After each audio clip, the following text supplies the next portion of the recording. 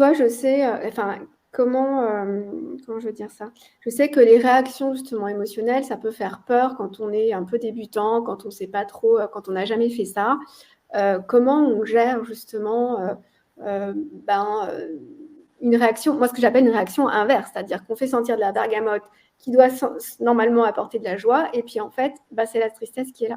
Comment dans cette posture d'accompagnant, toi, tu gères, Aurélie? Alors moi, j'accueille, s'il y a de la tristesse qui vient, déjà, essayer de comprendre pourquoi cette tristesse est présente. Est-ce que le fait de verbaliser un petit peu derrière, d'essayer de comprendre, est-ce que c'est en train de commencer à apaiser le patient tout doucement, de poser des mots en fait sur cette émotion qui vient, qui normalement n'aurait pas forcément dû venir. Et puis si par contre le patient, je sens qu'il a du mal à vraiment revenir correctement, à se remettre un petit peu, il peut m'arriver de faire une seconde olfaction un petit peu plus rapide, mais avec une huile qui peut lui redonner un petit peu de gaieté, de joie. Mais ça ne veut pas dire que après, lors du stick olfactif, puisque Anne-Laure nous apprendra à faire les sticks olfactifs, etc., pour que les gens puissent ensuite continuer à travailler quotidiennement leurs olfactions, ça ne veut pas dire que la bergamote sera rayée du stick, parce que si elle a déclenché cette émotion, c'est qu'il y a une raison quand même.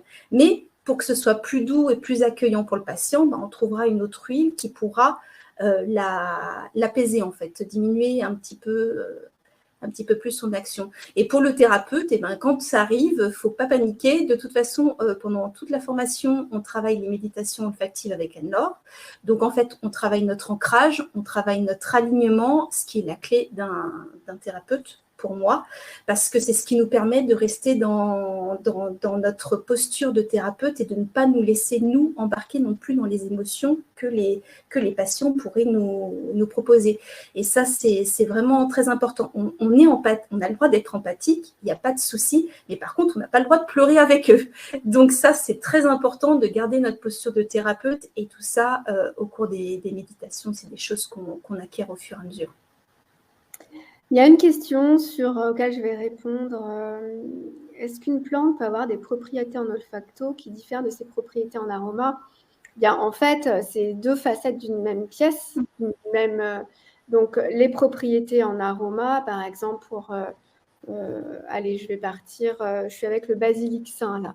Donc là, on a de l'eugénol. L'eugénol, c'est un antidouleur, c'est un anesthésiant. Ça n'a rien à voir avec sa propriété en olfaction quand on va la respirer. Le basilic sain, c'est une huile justement d'ancrage, d'alignement qui qui apporte un calme mental et en même temps une concentration. Donc rien à voir avec les propriétés de l'eugénol. Et tout ça, en fait, ça se complète. Ce qui est intéressant par la suite, quand on travaille avec les huiles essentielles, c'est justement de combiner les différents savoirs, c'est-à-dire de pouvoir combiner son action thérapeutique sur le corps avec l'action émotionnelle et de choisir pas 5, 6, 7, 8 huiles, des fois comme on voit dans les recettes, en choisir une ou deux qui vont faire du coup les deux. Jouer sur l'aspect olfactif et émotionnel et jouer sur le physique de la personne. Parce que des fois, on peut bien sûr croiser les propriétés.